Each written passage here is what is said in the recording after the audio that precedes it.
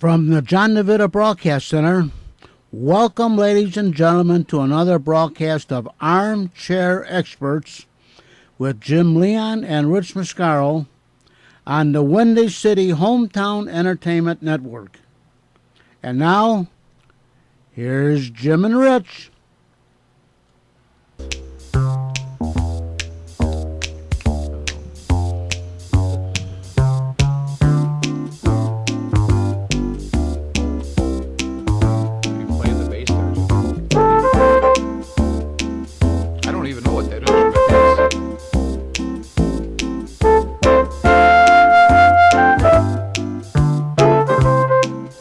And you're tuned to Smooth Jazz 89.7. It'd be nice if I knew what instruments they're playing on. It's all electronic, Rich. It's all electronic. Identify the instruments for me. It's all electronic. James, whatever Leon, it is, whatever it is. Third row, third seat. Please stand up and identify those instruments. Oh, here we go. Another 60 minutes of cogitations, ruminations, insinuations, intimations. Any others you want to add to it? You're going to get in a lot of trouble if you keep up with those Asians. I know. Jim Leon, Rich Massaro, another 60 minutes of the Armchair Experts, like it or not. What's on your mind tonight, Mr. Massaro? You look like you're looking for trouble. Jim, did you ever hear of John Dixon Carr? John Dixon Carr. He's not the backup quarterback for the Giants. Oh, okay. He's a mystery writer. He is? And I think he's either English or Scottish. Okay. I've always wanted to go to Scotland. Do you ever see Brigadoon? Yes, I did. Brigadoon. And what led to this? I don't know. I like Scotland. I'd like to see some heather. I thought maybe. I don't want to eat that stuff they eat though. What's that stuff? Oh, haggis. Haggis. Haggis. That's some friend of mine came back from Scotland. Some mangy looking stuff. He ate haggis and he lived to talk about it. Boy, isn't that cow's guts or something? I didn't even want to know, but he he ate it, and he was over there with a group he plays in, and they are known as the Twang Dogs. Ooh, I love it. And they played a date. Chicago can't hold them. They had to go to Scotland, Edinburgh. Speaking of stuff to eat, did you ever have chitlins? Yes, I have. Chitlins. They're too salty. Yeah, no wonder black folks have trouble with high blood pressure. I'm telling you, eating stuff like that really, it'll send it right up there. Speaking of blood pressure, how's yours, Kev? Okay. All right. It's going to be one of those. It doesn't matter how much we sit the day before and talk about it. We just go off on it. That's right. All right. Let's get to the serious stuff. Let's get to the serious stuff. Let's get right down to business here. Football season starts tomorrow. The NFL season opens up tomorrow. Denver and Baltimore. Oh, is that who it is? That's going to be the game Thursday night. Denver is Baltimore at Denver. Okay. Any predictions? I'll predict that Denver's not going to come out with those weird striped socks that they used to wear. Well, that's true, and I would say Frank Tripucka is no longer going to be the quarterback. No, and he was a really great quarterback at Notre Dame and played a lot in the NFL and the CFL and the AFL. And the AFL. I tell you, he was a very well-traveled and accomplished guy. You know what, though? Any team that Peyton Manning is on, I'm for. You like that? So you like Denver? Denver? I'll take Denver. I would take Denver too. I think they would be. I think they would be a good choice. Oh, what kind of stuff is Von? Is it Von Miller? What was he ingesting? I think he got suspended for 6 games. Did you see that? No. Obviously, it was some sort of illegal substance. How dare they ingest illegal substances? Yeah. What is actually? I don't know. They never did say what it was. You know, it's just like you're an old horse player. What did they used to give the horses to keep them from bleeding? Was that butazolidine or something? Was it Lasix or butazolidine? I'm not sure. But that's illegal in horse racing, right? So maybe that's what Von Miller's taking. They have to. I don't know if it's illegal, but they have to. It has to be indicated. I can't remember. I haven't gone to the track in a couple of years. I'm ashamed. So the horse could actually take it, and then. But it has to be. You have to disclose it. It has to be disclosed. Okay. So. All right. So what are you thinking that you like Denver as well? I as, do too. Now our boys open up on Sunday. The beloved Bears open up on Sunday. Still can't get anybody to tell me who they're playing. Bengals. Oh, the Bengals. Are they playing at home? Yes. Do you know that I had a friend who was like a big into gambling, and he told me no matter how bad or good the Bears are, if they open up at home and you're a gambler, bet on them because they usually win their home opener. Regardless, they could be 1-13. That'll be the one they'll win. And it's 15. And it's interesting too. Again, I think everybody looks at this. Everybody looks at this team with no great expectations. This year, like I said, I have no expectations about this team one way or another. They're coming into the game 3-point favorite. 3-point favorite over the Bengals. I would probably take the Bears just simply because they're at home. Yeah, I would too. Besides, the Bears, they're going to the Super Bowl. Super Bowl. Okay. I'm sure We got Jay Cutler. We got Jay Cutler. We got Matt Forte. Jay Cutler. Brandon Marshall. His profound quotes will always be like, whatever. Whatever. Or we might have whatever quarterback. Yeah. I like the whole thinking, though, Jim, of, I really was intrigued by it. They're starting Palmer, where Palmer and Edwards played that last game of the preseason. And then neither of them made the team. Both. But was it you or somebody else said to me, and it really makes sense. If they get down to a third quarterback, your chances of going anywhere are pretty slim. Oh, you're dead meat. They do have a quarterback on the practice squad. They did keep a guy, Jackson or something. They just brought a guy in. Jared Johnson. He's got some NFL experience, right? He's been on 2 or 3 teams. Actually. He might have. I mean, I don't know how much he's played, but he's been on a few teams. As far as reserve quarterbacks, I mean, I feel sorry that the Packer fans should be praying for good health for Aaron Rodgers this year, considering you have Seneca Wallace as the backup now. Yeah, I tell you, I think one of the most famous quarterback binds, if you want to think about it. Remember years ago when the Colts had a couple quarterbacks go down and they ended up, I'll never forget, because of the rules, Tom Matte played, but actually they brought Ed Brown in. They signed him late, and he played a game or two. But I think because of the existing rules, he couldn't go on to if they were going to make the playoffs. So Matte actually did the quarterbacking as well, and he had been a quarterback in college at OSU, and did a pretty nice job. Yeah, yeah. As good as you can expect from a guy who's a halfback. Yeah, and I remember with his crib sheet on his wrist. Yeah, I'll never forget that. He was reading the plays off on his wrist. Reading the plays off his wrist.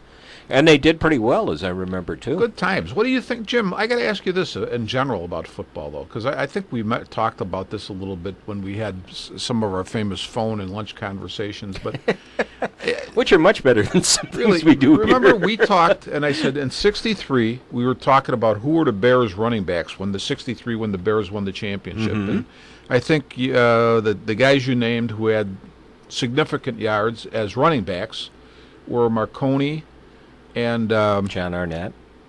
Ronnie Bull and Gallimore. And Willie Gallimore. And and none of them had super big amounts of yardage. I think you said Ronnie Bull might have been the leading guy, and he was 5-something. Yeah. And then Marconi and Gallimore both had 4-something. Yeah. Which meant they ran for over like 1,300 yards as a group. Yeah.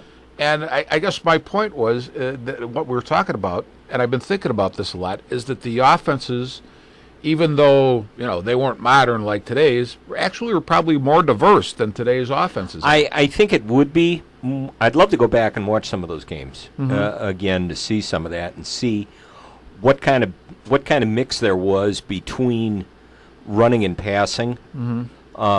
Was it more of a ball control offense? Where they, that you hear the term thrown around so much now when you talk about pro quarterbacks being game managers.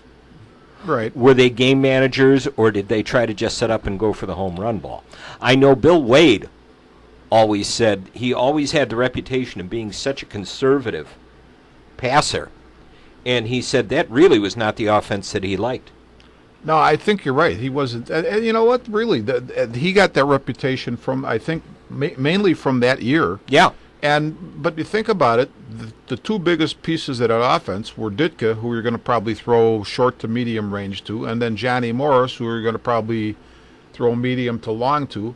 I would say this. I think that there was more diversity because if you look back, fullbacks, of course, were being used as runners at the time, and they aren't really being used as that today. And if you really look at a lot of teams, the leading ball carriers were not the halfbacks, they were the fullbacks. Mm-hmm. And the tight ends, of course, I'm only going by the Bears, who don't use their tight end that much, but, I mean, the tight ends were very prominent. Today, you have one back, being the fullback, that's almost completely wiped out of the offense. He's almost strictly a blocker. Right. And a lot of times the tight end, depending on his abilities, is the same thing. So how diverse can you get when you've really cut your options down by 40%? You really do. And, I mean, I guess everybody now is you're a game manager. That's a stupid term. It's a stupid term. Because every quarterback's a game manager. I mean, what they really say, that's a code, how they always say about code words in society, that's a code word for you. You really can't, they don't trust you to do a lot, so you're managing the game. You're handing it off, you're throwing short passes. In reality... Well, that's exactly what it always was supposed to be. Yeah, well, in reality, that's what the non-game managing quarterbacks are doing too. They're throwing short passes. Yeah. I mean, we talked the other day, manage the game, manage the clock, run it through, do this, do that. We talked the other day, and I mentioned the year that the Bengals and the 49ers played in the Super Bowl. And I wish I was going to look it up, and I can't remember who the Bengals quarterback was that year. It could have been was it Kenny Anderson still? Probably. It might have been still. Or was it Boomer? That's that might have been Boomer. It might have been I don't know. One of the two. But when they scored to go ahead in the fourth quarter, and the quarterback came off the field, and Sam White, who was the head coach, met him and congratulated him, and he looked up, and the quarterback looked up at the clock and said, "Yeah, but I left Montana too much time." And that's the point in our conversation the other day where we started to talk about fate and how it takes its hand in sports and everything else. But, I was thinking in terms of that fate discussion we had, Jim, that you realize, okay, you got Mark Trestman as the head coach of the Bears, so guys like Tom Zbikowski and Leonard Pope, and there was a few other guys that were veterans that were cut. Now, if their fate was different and you had a guy like George Allen as the coach, those guys probably would have stayed because there was a coach who he didn't want any rookies if he could possibly manage it, and he wanted to stay with all veterans. He wanted to stay with all veterans, and it's interesting that you brought that up. And now, let me see in the sheaf of papers that I. You want me to say something while you're looking through your sheaf of papers, that there, Jim? Or are you going to keep talking? Over here. I'll keep talking. Okay. That the Bears are one of the oldest clubs in the league this year. Yeah, you were saying that. I don't figure how that is, though. I did not go through and do the numbers on there. I found the article. I knew I'd find the article. I found this, that the Bears are ranked as the second oldest team. In the league or the NFC? In the league. Well, let's put it this way. You got 53-man squad. You got, 10 or 12 rookies that made this. I forget. It's 10 or 12 that made the squad. How old can they be? And I was trying to think after you told me that, who were the older guys? And, of course, you got Peppers and Briggs and Tillman. Those are the first three that come to mind. But who else do they have that's all? Garza's been around a little bit. Let's see. Looking at age-wise, you have Lance Briggs, who's 32. Michael Bush is 29. Jermon Bushrod is 29. Blake Costanzo is 29. Jay Cutler is 30. Roberto Garza is 34. Robbie Gold is 31. Devin Hester is 30. I'll see Robbie Gold. Patrick Manley is 38. Oh, that'll bring it. That'll bring it up. You're gonna have to cut Pat. Josh McCown is 34. Okay, but these are, what you're talking about. Julius Peppers is 33. Then it's a useless statistic, though. Damn. Because, you're talking Robbie Gold and Pat Manley and McCown is a backup quarterback. Yep. Manley's But your they long still snapper. they still age the roster that way, and it's interesting though because Throw that into the Bureau of Useless Statistics. will I you? think it is, but I was just curious about this. The youngest team in the league is the St. Louis Rams. Oh, okay. But we Detroit- don't know who any of their players are. Neither do they. Yeah. Detroit is the oldest team. Detroit's the oldest team. Detroit is the oldest team. That one see. kind of surprised me as I Right. was doing this. I did not Did try they give to. you the average, though? No, Oh, see, they no, won't do that. No, they just tell you that on You're supposed to just believe them? on Detroit, it's the third oldest offense, the second oldest defense, and the sixth oldest special team. You know, these are the same guys who give you these statistics that say, you know, every kid in a math classroom should have a calculator, you know. And then they're Didn't supposed we? to believe what the calculator They wouldn't let us. No, they wouldn't let us, is right. They didn't even have them back then. No, we didn't have a calculator. The calculator was all That's up right. here, That's here, right. buddy. That's right. We didn't have calculators. We had to figure it out on our own. That's for sure. Jeez. That was tough That sometimes. was tough. Some of that was tough. I used to like those word problems. Holy If a train is going 60 miles an hour and okay, well, back to sports. I never liked word You know, problems. I loved those. Were great. I never liked word problems, and remember, I was married to a math teacher for 17 years. I was using my higher thinking skills, and I was when Obviously I was tonight doing is- those word problems. All right. Want to predict anything else? You want to look at any other games? We got New England and Buffalo. That's the biggest spread on the. There's two games that are the biggest spread. Not that we condone wagering. I'd like to predict that Chicago will not catch on fire again for at least another 50 years. That's right. That's right. That's how about that for a prediction? I don't know. I'll That's- go with the Patriots. That's an easy one. 9.5 points. Pittsburgh and Tennessee. Games at Pittsburgh. Pittsburgh. Yeah, that's easy. I'll go with Pittsburgh. Yeah. New Orleans and Atlanta. I'll go with New Orleans. Yeah, that one's easy too. Boy, you're just taking all the favorites, aren't you? Why? I thought Atlanta was like division champs last year, Yeah, weren't but they? New Orleans is 3-point favorites. Are they the home team? They're playing at New Orleans. Okay. So, Give me some more. So they're I'm just- getting the I'm home telling point. you. Tampa Bay at the Jets. I'll take the Jets. Those are off. Those are bad those are teams. And Those we got are, did you those, see those we are got too awful. Brady Quinn backing up Geno Smith there in that game. Yeah, those two are awful. Kansas City under their new head coach. Why are they playing nobody? They're playing at Jacksonville. I'll take the Chiefs. Yeah, that's an easy one too. Why is that so easy? Why are you saying everyone I pick think is it is easy? I think it is. All right, here's an interesting one. Miami at Cleveland. Two nondescript teams. I'll take Miami. I'll take Cleveland. I'll take the home team. Okay. Seattle. A lot of people are thinking Seattle could be the big team. Don't this try to year. give me hints, Jim. If you could see Think him, he's Se- looking at me like I'm supposed This to could pick be Seattle. I don't even know what Seattle, they're playing yet. Seattle at Carolina. I'll take Seattle. That one's easy too. I want to give you. There's no challenging games here. Minnesota at Detroit. I'll take the Vikings. I'll take the Lions Okay. just because. Just because you like their silver and blue uniforms. Honolulu Blue. Yeah.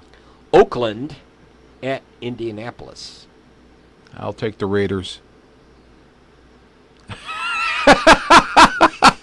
Yeah, I'm taking the Raiders. Okay.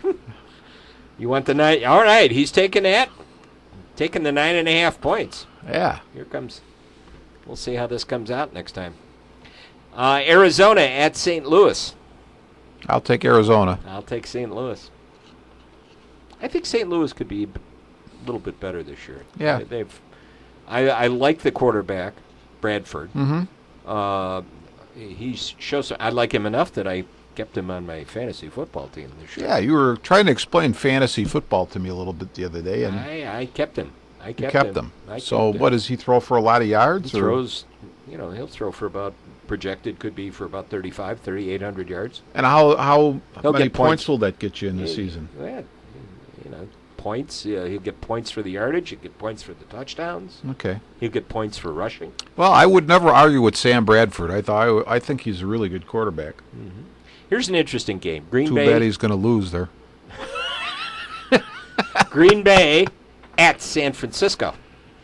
Green Bay, I'll take the 49ers. I'll take the Cheeseheads. Well, I don't like the Packers on the road. And to wrap it up Sunday night, the Gents at Dallas. I'll take the Giants. Dallas is very disappointing since Tom Landry got fired, which is long. Oh. That's about 112 years ago. Well, they're still You're they're still disappointed. You're still pouting over that? He was the only, he won every year he was there, for God's sakes. Now, a doubleheader Monday night. Ooh, okay. The first game is Philadelphia, or as Howard Cosell said it that one day, Philadelphia, Okay. at Washington.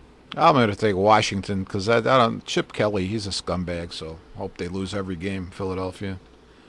Okay. I have Michael Vick on another fantasy team, so I'm going to take Philadelphia. Okay. And the second game, Houston at San Diego.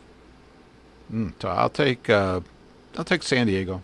They're kind of Tough. That's a tough one. I don't know how Houston, Houston, how long they haven't been in the league? What, 10, 12 years? 10 years, maybe? Well, they got a. Are they I know they've been a good team, but I mean, I don't know how they are. J.J. on the Watt road on usually. defense. There's an interesting theory, and I think it's something to watch this year. Actually, it's not a theory. It's been proven by stats. Any team who has to travel a couple of time zones, especially the East teams going west, always take the home team. See, if you have a really good partying team, though, it's not going to make any difference. It If doesn't you got, matter. Fuzzy Thurston and those guys sneaking out for, Max McGee and Paul Horning, they don't care Yeah. what time zone they're in. They don't care. You got, what? They always are knocking the modern players for stuff they're doing. They're like choir boys compared to the guys of years ago. Oh, Choir boys, Jim. Oh, they are. They are. I tell They're you. all trying to eat well and Yeah, get what a is lot this? of sleep. Like Artie Donovan used to say, you go, that fat comes in handy. You can absorb those hits. Now they got so much muscle, they either, they break or whatever. I remember seeing, watching an NFL Films feature one time on the Green Bay Packers of the 50s, the early 50s. Ooh. Now, there was a lineman that played back then. They must have been really hard up for something to show. Go ahead. Who's Well, the lineman? the lineman went on to a very well-known career in another sport. Oh, Dick the Bruiser, Afflis? Dick Afflis. Dick the Bruiser. Let me tell you, Jim, go ahead. Let me tell you, my little bruiser buddies. Dick the Bruiser Afflis and Reggie the Crusher Lasowski. Yeah, that's right. But he said that, he said they were just horrible. He was telling the story that he was always in trouble. He said, and after practice, his wife told him to come home. Right after practice, he says, I didn't. I went out for a drink. One drink went for another, led to another. He said, now it's after midnight, and I'm trying to figure out, oh, God, how am I going to get home? What am I going to tell her? He said, I know. I'll get arrested. I'll get arrested. So he found a brick, and he threw it through a department store window in downtown Green Bay, Oh, my gosh. and the police didn't come.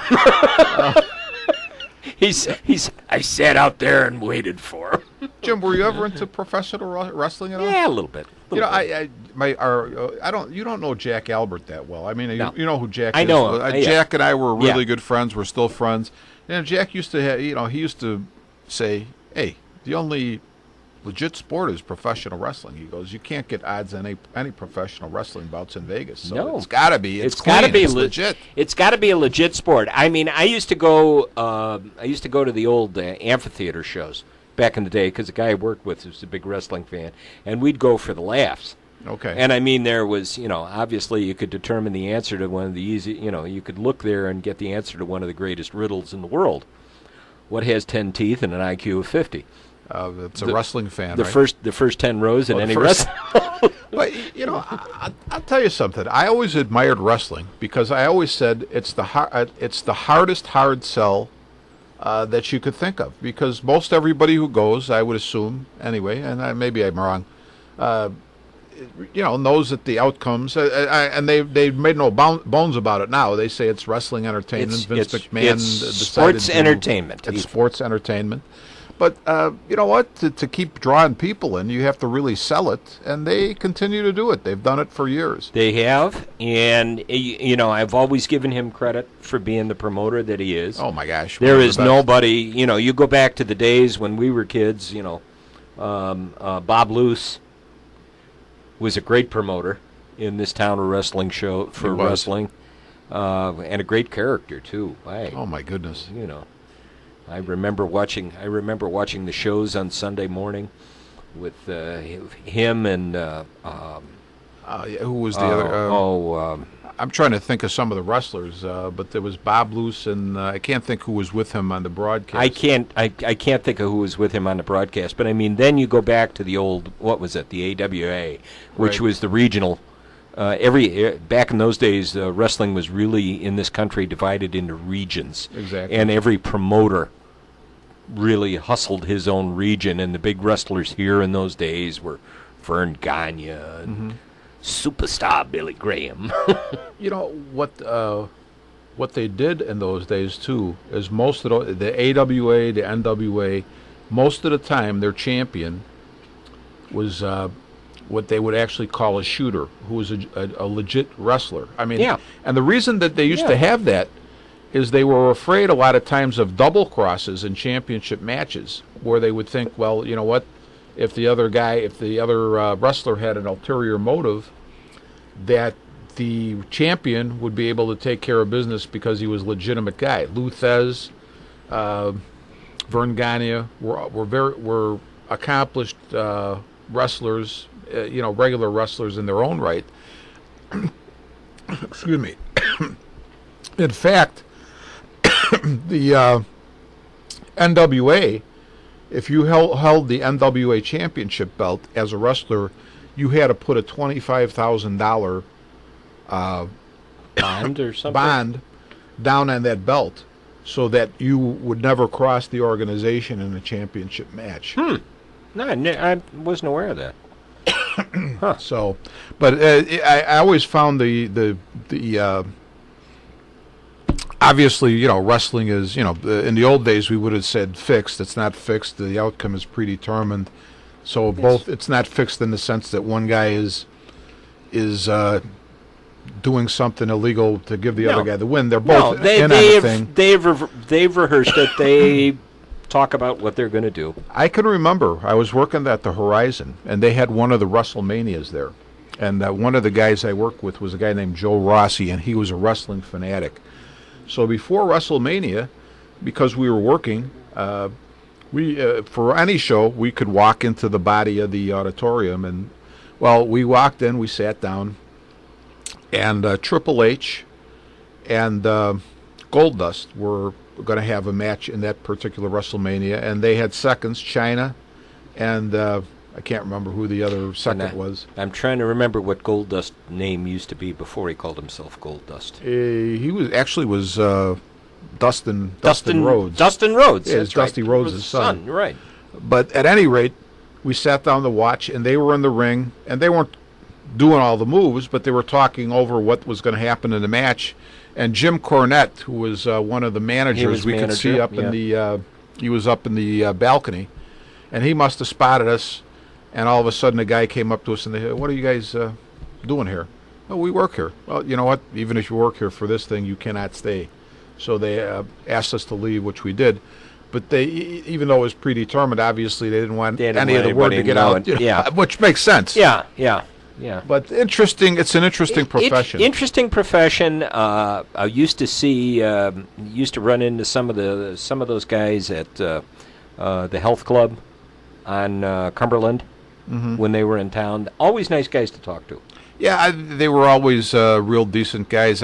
We used to, when we first started playing softball, we were sponsored by the Cockpit Lounge, which was in the Air Host Motel on Manheim Road.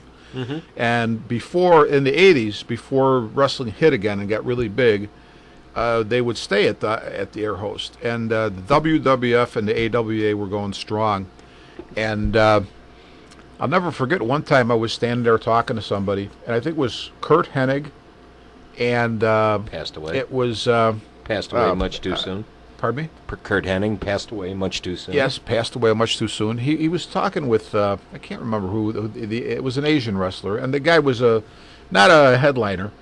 And he said, yeah, Hennig was asking him, what are you making? Because this guy was in the WWF. He says, my contract's for like $50,000 a year. And Hennig goes, oh, you got to be kidding. He says, yeah, I just bought a home in Charlotte, and things are going good. And I think it was Tiger Chung Lee was the guy he was talking to. At any rate, we'd see these guys, and what was really interesting is some of the guys who were really known as the tough guys, like Dirty Dick Murdoch. Dirty Dick Murdoch was built like we saw him. He was built like a guy you would see in a bar. He had a gut, pot belly, and built like a bowling ball. But he was a tough guy. The other guy that nobody would fool with was Mr. Fuji, who was actually a manager. Yeah, but was actually a martial artist. Yeah. One of the weirdest things I ever saw, though, was, and I can't think of his real name, but the Ugandan Giant, Kabbalah the Ugandan Giant, was in the bar, and he was sitting at the bar. Okay? He was huge. And most of the wrestlers are smart enough to realize, you keep your hands off of civilians because they're just like boxers. They're get in trouble if they handle somebody. Yeah. And some guy, and somebody told me he was a truck driver, small guy, tried to start up with this guy. And finally Joyce, the owner, threw this guy out. Like, are you nuts? This guy is twice as big as you, and he'll break you in half if he wants to. But a ton of stories. I know Andre the Giant, Joyce, who owned the bar, was a big girl but pretty. She had she was a pretty face. And Andre the Giant loved Joyce, okay? And one night they're all out, they're all in the bar partying, and it was a 2:00 bar, and they closed it, and they were all going to go over to what was the place on Irving and 25th that stayed open late, 4 or 5 o'clock bar? I can't think of the name of it. What was it? The Turtle Lounge in the Turtle, the Rog's Turtle Inn. Yeah. And so all the wrestlers had rides, or they were getting in vans from the hotel. Well, Andre figured he's going to drive with Joyce because he sort of liked her. Didn't know she had a vet. Okay, so he never got to drive over with Joyce. And some good stories out of that place. I can imagine. That'd be some fun stuff. We got to maybe look into that topic a little bit more. Yeah, it's a fun topic to be on. Fun topic. Back to football. College football too now. Yeah, week number 2 of college football. And what do we think about? I don't know. Jim, it used to be more interesting to me when I was a kid. I'd get the Street and Smith's book. Yeah, and I tell you, I could memorize a lot of the players on the teams, and once in a while, when I'm thinking about these things, old names will come back to me. Like one day, I'm sitting there thinking, and the name Frankie Krembliss comes into my mind. And Frankie Krembliss was the Ohio State quarterback back in the late 50s, early 60s. And I looked him up on the computer, and I think he had a son who was also Frank Krembliss that ended up playing, I think, it might have been minor league baseball or managing the minors for the Reds or something like that. So, but these names will pop into my head, but I guess the point is, I don't follow it. I don't know the people in the game as much, and so what I sort of limit myself. I know a little bit about Illinois, Northwestern, Notre Dame, Northern. Those are the schools here. The local schools. I try to watch those. I try to keep in on Michigan State. Michigan State, because you go. Yeah. Because your girlfriend is an alum, so we always try to watch, keep a watch on them. But it's interesting because I looked at Deadspin the other day. Mm-hmm. And on Deadspin, there was an article was written by Matt Hinton, who writes about college football for Football Outsiders and SB Nation's Football Study Hall, and you can follow him on Twitter at Matt R. Hinton. He wrote an analysis of all 125 teams, and I guess which would be the Division I. Now, I'm not saying that there's any cogent, terrific football analysis here, but there's some really good snarky comments. Oh, yeah, okay. And if you know me, if anything, I'm all about the snarky comments. Yeah, well, As we get down to here, he said, number 1, he said Alabama. He begins with, yeah, sorry, I know. There's nothing I would love more than to play the visionary iconoclast amid the rabble who spotted the first signs of rust in the Crimson Machine. But is it really necessary to elaborate on this point? Alabama is so good right now, it's redundant. After 3 BCS titles in 4 years, describing Alabama's dominance is like describing the wallpaper. It's always there and will always be the same. Okay. Nick Saban has been compared to Darth Vader, Stalin, and the devil himself. But all along, he's been Henry Ford, gradually turning over the business of winning to the assembly line. But you know what, Nick Saban, I got to say this. I didn't realize that he had made some comments about Nick Saban, but Nick Saban has proved his mettle as a college coach. Obviously, Alabama, LSU before that, Michigan State ran away from Michigan State. But you can't deny that whatever he does, he knows how to put together a football team, and he sure does, and win. And he learned from his dad. Who was Lou Saban? Actually his father? Lou Saban is. I never see that in. Lou Saban is his father. Lou Saban. I mean, I always love the great NFL films clip where he was on the sidelines, and he always had this one assistant coach with him everywhere he went. Guy's name, all I can think of is Whitey, was his first name. Was it Buster Ramsey or no, Whitey Dovell? Whitey Dovell. Whitey Dovell. And it must have been a very frustrating game because he was pacing the sidelines, and he turned and looked at Whitey and went, "They're killing me, Whitey. They're killing me." You know what I love? And he was greeted for every public speaking. See, if Nick Saban, I see it this way: the apple doesn't fall far from the tree, because I know Lou Saban coached at a lot of, a variety of venues. Because he was at Western Illinois. In Northwestern, too. And, you know what, I think he was just a guy who loved coaching. Yeah. And I see that in his son as well. You see that in his son. He has that reputation of being, cranking him out by a machine, but you can't deny his talent. Well, you know what, Jim? Though, any of the successful coaches get, and you know what? Here's something. I got to ask you this: where do they get this language, cranking them out like a machine? You know what? I don't understand. These are. Let me say, one of the hardest jobs in sports is to be the coach or manager of the favored team, and I don't think you just crank. You don't just crank it out. You know what? It's work. You get the talent brought to you because success breeds success. But here's the thing. Everybody goes and looks and says, okay, they've been successful here, and they can produce. What's the goal for most of these kids on this team? They want to play pro football. What's going to be their best chance? Well, I go to Alabama. But I'll guarantee you this, though. Whether it's Nick Saban of this era or Frank Leahy of a former era, you know what? You have preparation. You have drilling in the fundamentals. I'll bet you any money that Alabama, and I don't know if they have this stat, I'll bet you Alabama has less missed tackles than any team in the country. Because and look at this year's NFL draft. What did they have? At least 2 or 3 offensive linemen that were drafted, and they were either in the first or second round, I would think. You're talking about basic football and the basics of the game. And I would say that a guy like, whether Nick Saban or whoever else you want to name that's been successful, attention to detail, the basics, preparation, those are all huge things. So look at a guy like it's the basis for any preparation for anything you do. Sure. Not look only how sports, well anything. we are. That's right. Look at us. Yeah. Yeah. Or you, I should say. I'm sitting here with nothing but the Ridgewood. You've got the Ridgewood schedule in front of you. I've got reams of paper I've got stuff to keep. And I'm screwing up your preparation pretty good. Try to keep the flow going here, and I got another one for you. LSU.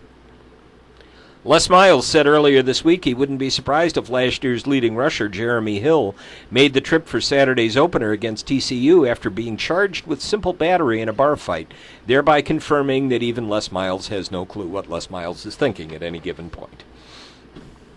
Explain that one to me, Jim. Obviously, he thought his player would be able to play after he'd been arrested.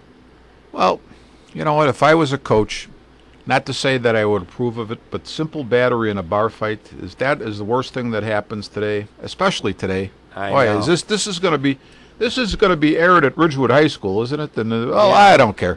You know what? That's not the worst thing that anybody ever did. Yeah, I know. You know, and boys will be boys. But don't do it, kids. But you know what? I know that we're trying to make boys more like girls today, but you know, most boys really resist the temptation. So.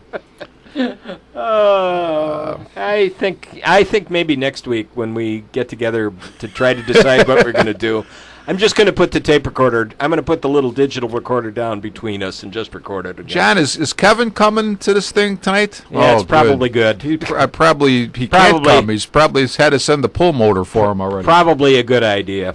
Well, what kind of crack is that about Les Miles? I don't know. He's a nice guy, I think. He's had some success. Let's talk about another one, because some of the players when we had our all-name team. Hey, how about Major Applewhite as the quarterback? Major Applewhite. That's right. Okay. All righty. Hey, this show, Jim, I got to interject here. Yes. This show will be on Tuesday, September 10th, 7:30 a.m. on air. And for all of those with weak hearts, take your pills before you listen to it. That's right. Especially Dr. Lupo, Kevin Zaflick. And just remember, WRHS in Norwich, on a clear day, you can hear us on River Road. That's right. So if we're lucky, all the administrators will not be tuned into WRHS, and they will be They will miss this. Okay. Let's move on. Cincinnati, they're the most realistic challenger to Louisville in the Big America, which I guess is the old Big East now. The Big America's the old Big East? Yeah, because the Big East That's right. Cincinnati went over there. But the main reason to root for the Bearcats is still a roster populated by exceptionally named human beings. Silverberry Muhan, Leviticus Payne, Clemente Cassius, and, of course, the immortal Munchie Legault. See, there's nobody that could beat Munchie. No. Munchie Legault is the top. No. But I'd like to know... Clemente Cassius, of course, his last name being Cassius, not much he can do about that, but obviously his parents or whoever named was a baseball fan. Could be. I wonder if Clemente's actually originally from Pittsburgh or from somewhere in Pennsylvania. We'd have to go look. I think we got to look that up. I think we should research when you're over in the library. Clemente Cassius. Where are you from? Cassius. I got to look. I wish I had my iPad with me. I know. I'll look it up right now. I know. My handy little iPad. Number 34, Penn State. By all accounts, the Nittany Lions are on the verge of starting a true freshman quarterback, Christian Hackenberg, who is highly touted by the recruiting sites and probably also the teammate you're most likely to find sitting motionless in his dorm room while blasting bad techno music. You know what, Jim? While you were talking, I was hearing something else. Am I getting voices from another planet or something going on? I think I'm hearing something in the background. I think the... I know. I was just reading a biography of... who's the guy? The guy who wrote Fahrenheit 451. Ray Bradbury. So, but I thought maybe, the voices in your head. Voices. Cause Are you getting the voices in your head? Yeah, what an interesting guy he was. Yeah, I'm telling you. But go ahead. Central Florida. This interesting. Central Florida. In the last 2 years, of 125 in teams. the last 2 years, Coach George O'Leary's program has been found guilty of NCAA violations and negligence in the death of a player. Naturally, he was rewarded this year with a contract extension. Well, George O'Leary is a guy. I mean, he was going to be Notre Dame's head coach until I think he complained that I think he claimed that he was one of the first original 7 astronauts or something on his resume, and they got rid of his rear end for that. They ran him out the door. I don't know. He was going to be ambassador to the United Nations. I don't know, something like that. Yeah. Here's one, number 64, Ball State. In the grand scheme, a 9-4 record is a boon for Ball State, which before 2012 had only won 9 games in a season once in the past 30 years. I don't care who you are, though. By definition, there is nothing positive about a campaign that ends with a loss in the Beef O'Brady's Bowl. Well, you know what? When your school is in Muncie, Indiana, you have to take whatever you can get. I realize that too. Another one that had a tough year, even though they had a successful season. Middle Tennessee at 8-4. Middle Tennessee was the only team eligible for a bowl game in 2012 that didn't get invited to one, which is doubly insulting when you consider some of the marginal remainder bin rejects that did. On the other hand, when you open the season by losing to McNeese State and end it by getting shut out by Arkansas State, you pretty much made your bed. Well, what's Middle Tennessee's team nickname? Do you know, Jim? The The Racers or the something?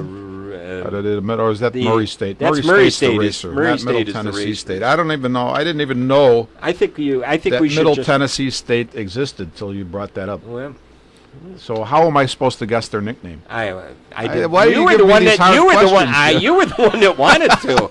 I think here's another good one. Texas El Paso. Give me their nickname. They're the Miners.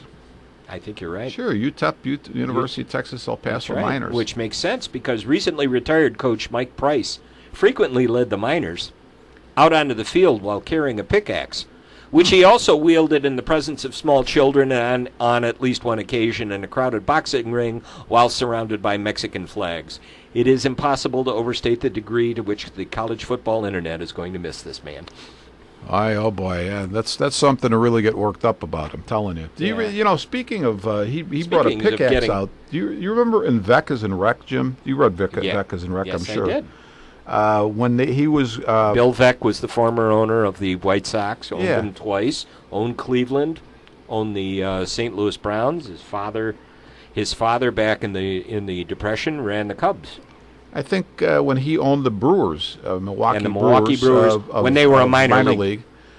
he had such complaints, I believe, with I think the lights in Indianapolis or something, that one day he sent his whole team out with the Miners hats with the lights on the front, which really endeared him to the Indianapolis management. And light meters taking. Yeah, they Yeah. were. Yeah, but Yeah. Bill Veeck, what a they don't make how everybody's sort of drab and dry today, Jim. I know. You know, we there's- got Tom Ricketts. I mean, you know what? The Wrigleys are more colorful than Tom Ricketts. Eesh. Tom Ricketts. Tribune- If he doesn't get rid of this team, we may be dropped to AAA. You're mad about all the trades. You're still mad about all the trades. I know. I always defend Ron Say, the Penguin. I liked Ron Say when he was here. I liked Ron Say in general. And you saw that article in the paper, or you copied it. You've got it. I have a And copy of it. And I really like Ron Say now because he agrees with me, which even makes me like him more. But he said something like, you can't keep getting rid of major league players and getting, I agree with him. Yeah. Okay, enough. I mean, you can get rid of some, but And he's not just pointing the finger at the Cubs. No, he's he's saying pointing this is that in in general. general. this is happening all over. That is really the case. That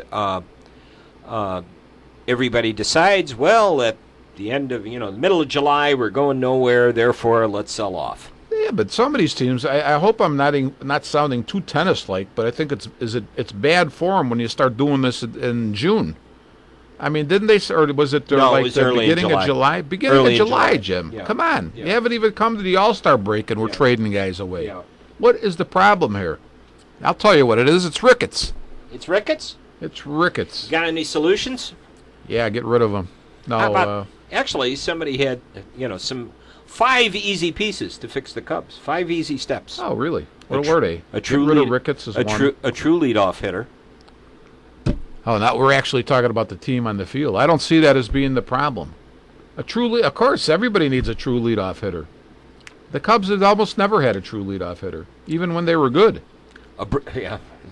I mean, seriously. When was the last time we had a real true Oh, leadoff yeah, hitter? Bobby Dernier had Bobby one or Dernier. 2 good seasons. In matter of fact, well, was he here when they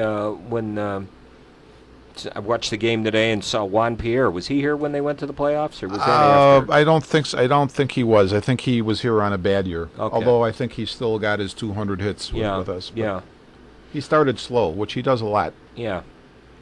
Okay, what's the other thing? A breakthrough prospect. So you got people in the minors like Javier Baez, Jorge Solar, Chris Bryant, Albert Almora. I went to Kane County. Yeah, I went to Kane County Rock Sunday Shoulders. night. I went to Kane County Sunday night just to be able to see Albert Almora, and he was on the disabled list. What was wrong with him now? I don't 'Cause he know. started out the year on the I don't disabled know, list. but I got another name for our all-name team. Who was that? Rock Shoulders? Well, besides Rock Shoulders. Oh, who is it? He's a former Cougar who's now pitching for Northwest Arkansas, still in the minor leagues. I don't know if this is a ball player or a porn star. Brooks Pounders. Whoa. My goodness. Brooks Pounders. Brooks Pounders. He pitched a no-hitter for Northwest Arkansas in Double-A baseball. Well, so Former far, former King is there County somebody Cougar. who put their name to this, Jim? He These five is. His things? name is Evan Altman. Man, I'm going to have to get into this. What This is this? this is off is he of, tweeting Yahoo. or twittering or This is doing off of something Yahoo. like that? This is off of Yahoo. Yahoo. He's a Yahoo. Yeah. So he Yahoo. thinks McDaniel. because you need a prospect that's going to make it. But Okay. then again, when you think No of some duh. of then you think of some of the names that we've had in the past: Hesop Choi, Aesop. Felix P.A., Brooks Kieschnick, or as Harry called him one night, Bryce Keyshank. Brant Brown, all together now. Oh no! Yeah. Who was that guy? Didn't we have Ty Griffin or something? Wasn't he? Ty Griffin never made it to the He didn't majors. even make it to the majors. Never made it to the majors. I don't think he barely even made it to Triple H. I don't even know if he did. I looked after we talked about it one time. I actually we couldn't come up with his name. I finally was able to get his name, and I looked it up, and I'm pretty sure Double A was about as good as he did. Yeah. You need a face of the franchise, and that's got to be somebody other than Theo. You mean a face, meaning could be a broadcaster, Could be what you really anybody? want is you want somebody who's most associated with the with the club. Somebody that you hear the name and you think, oh, You think Cubs. so and so. Yeah. You don't want to know. You've got Castro, you've got Rizzo, but Theo Epstein right now seems to be the face of this team. Yeah, it's Or pretty your blah. your boy, your buddy Tom Who? Ricketts. Tom Ricketts. See if you know what now. His first 2 points I think suck. I mean, sorry about that, but his third point is Kevin's going to be so upset. his with third you. point. His third point makes some sense to me. Mm-hmm. I think that's right because you have two pretty, and not that I have any objection to Vanilla, but you really I don't see Ricketts or Epstein really being a thrilling face of the franchise. No, it shouldn't be. You associate a team with the players. You don't associate it with the owners. Maybe the exception was the Yankees. Because, Yeah, there's nothing wrong with that. Charlie Finley or George Steinbrenner, Sure, they're sure. people are they follow those guys pretty heavily. Sure. They had a presence. Theo is a suit. Yeah, he's a suit. Yeah. You need a closer. Now, Kevin Gregg has been surprisingly good. Yeah, he's been good, very good. And I don't know how old do you think Greg is? 35. 35? 35. So that's not. I mean, you know what? That's probably a good age for a closer. Yeah. He is. He had a good first half of the season. He's been a little more Kevin Gregg-ish since then. Well, you know what I think though, Jim. In his case, I think he was really looking forward to getting peddled to a contender. Yeah. And the bottom might have dropped out a little bit when he didn't. So Yeah. Because I think he was looking at this really in a totally healthy way for him. Yeah. Saying, hey, this is an audition, and I can go someplace with this and go to Yeah. maybe a pennant winner. Yeah, and I'm sure at the end of the season, his contract will be up, and Yeah, he'll be gone. he'll Another move on. guy who just now, disappears. Now, another one they suggest here is Pedro Strop is the closer. I guess he's for doing pretty next good, year. huh? Yeah. Experience. That's what they really need. They need some experience, and if they keep shuffling these players around the way they do, how are you going to get experience? Yeah, that's true. But and you know what? Something you just said reminded me of something I saw in the paper today. It was an article about the, or it was today or yesterday, and I'm jumping back to the Bears, but what you're talking about with, oh, I know. When you said Kevin Gregg, they'll probably get rid of him, and I was thinking, these teams are always looking for a younger, arm, somebody who throws 95 or better or something.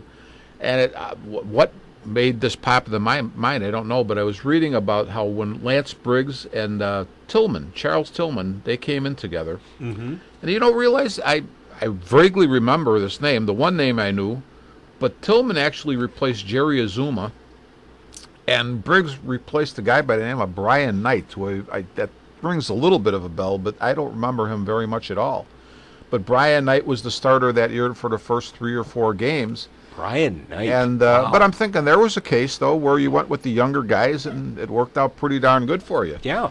So maybe we'll get a good closer. But you know what always bothers me, I think in the closer role, when you look at the closer, I think the veteran guys have a tendency, I'm not saying this 100%, but the veteran guys have a tendency to do better than the younger guys, strictly because they know how to pitch, they know how to let a failure bounce off them a little bit, if that's the right word, because you're going to blow saves and you're going to have to come back strong the next day or whenever, and you're going to have to just let that roll off your back. Mm-hmm. And I think veterans, most of the time, in my way of thinking, and I suppose I could be proved wrong, but they seem to be the more, that seems to be a good role for them, closers. It does, because you have to have you have to have the mentality that you can't let it affect you. Right, you're going to screw up sometime. If your curveball isn't going to break, and you're throwing it flat, and they're going to hit the snot out of it all over the ballpark, you're just going to have to accept that. You remember that year when the Dodgers had, who was it, Gagne? Yeah. Gagne had he had between 40 and 50 saves Yeah. closed out in a row. Yeah. And I mean, we're not in L.A., but I would read about this in the paper. I was getting nervous for the guy because the odds are against you. You know you're going to blow a save eventually. Yeah. So I mean, but you're right. You have to have that mentality that okay, I'm human. I'm going to blow one, and you got to bounce back. You have to have the mentality and realize that it's going to happen. You can't get rattled. You can't come in expecting the worst. And I wondered if that was the case. That really hit Marmol. Of course, I think the thing with Marmol, Carlos Marmol, was everybody just discovered lay off the slider. Lay off the slider. Go for the fastball. Lay off the slider. By the way, did you see that our tech guy, James Rhodey, today, who's sneaking out of the room because he probably knows we're going to talk about him now, has got a Carlton Fisk jersey on? I'm impressed. He's very retro. And you know what? And he's got that 83. He's got that 83 Sox logo. Actually, no, that's more of the 76, the Southside Hitmen logo. I'll tell you one thing, though. I always thought the Nightmare Battery, probably the game would last 4 hours if you had these two guys as the battery, was Rick Sutcliffe pitching and Carlton Fisk catching. Oh, I was going to say Carlton Fisk, yeah, but Sutcliffe, no. Who else? Oh, God, names are just escaping me. Terrible. Somebody else who I know who you mean. Kevin Tapani, maybe. Tapani and Steve Traxel. Steve Traxel. Steve Thank Traxel. you. That Steve happened. Traxel. It was Steve Traxel was a very slow worker. Steve Traxel would do that, and every batter would be the human rain delay. You know, once in a while, I don't know if you listen to very many games on the radio, but once in a while you'll hear. I'll be listening, and there'll be some dead air, and you'll hear the announcer, and you know what? The announcers invariably then will make a comment like, Pat Hughes is always very gentlemanly. He'll say, well, so-and-so is a very deliberate worker on the mound, and then this guy's just slow as molasses in January out there. Because, I mean, he's taking so much time that the announcers, who usually have quite a bit to say, are finding some dead air in there because they can't fill enough time in between the guys' pitches. Okay, who was it? He played for Cleveland, managed in the major leagues. I'm having a terrible time. Mike Hargrove, the human rain delay. Yeah, no, okay, you put Traxel pitching, Fisk catching, and Hargrove off the bat, then you may take about a half an hour there. Yeah, because Hargrove had to step out, fix the batting gloves, rub some dirt on his hands. I'll tell you, Jim, now that's one that always kills me. Who was somebody, I don't know if it's somebody on the Sox or the Cubs, or maybe it's one of the teams I've seen him play, that steps out and always does the whole thing with their batting glove, where they undo it and then redo it. And I'm thinking, these guys, what is that all about? First off, I'd never wear a batting glove, to be honest with you, because for me that just wouldn't work for me. But then, they start wearing two batting gloves, but now you got to fool with your batting gloves. Then you see the guys, breaking up John's equipment here. I know. Then you see the guys who get on base and they take off their batting gloves so they could put on their running gloves. Now that's the one I really like. Okay, I got to take off my batting gloves because I got my running gloves. And then I got to take off my elbow pad and everything else. All I could think of while you're saying this, I just thought of a story. Yogi Berra in the World Series against the Milwaukee Braves, and Henry Aaron came up. And Yogi said to him, he looked at him and he goes, "You're supposed to keep the batting label, or you're supposed to keep the label of the bat facing you." He says, "So you can read it." Henry looked at him and said, "Didn't come here to read. Yeah. Came here to hit." Came here to hit. And that he did. That he did. How much time do we have, men? Can we talk about Yogi John's Berra going. instead of Yogi Berra? That's it. That's it? Go ahead. No, I'm kidding. I'm kidding, John. Oh, okay. I'm kidding. All right. We just had to check. John is giving me the safe sign. That either right. means John we doesn't have wanna plenty hear of about time or he's had stealing enough of us. Picnic baskets in Jellystone Park. All right. Well, that's going to wrap it up for Okay, us this boo-boo. week. We will see you all next time, whenever that may be, if they ever let us in here again. I just want to thank John DeVita and James because they're so patient with us. I know. We thank them for everything. We thank you for listening. We are out of here. Catch you next time. See you, buddy.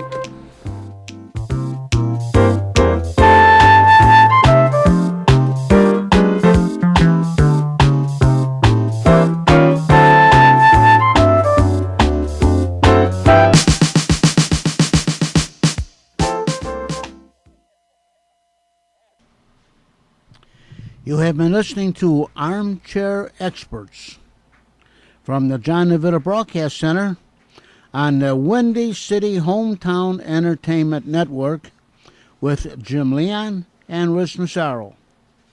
This program was directed by John DeVita, edited by Stephen Lehman, and our audio engineer is James Rohde. This program was pre-recorded on Wednesday, September the 4th, the year 2013. Thanks for listening. And you are listening to Jack FM 89.7 WRHS, Norridge, Illinois.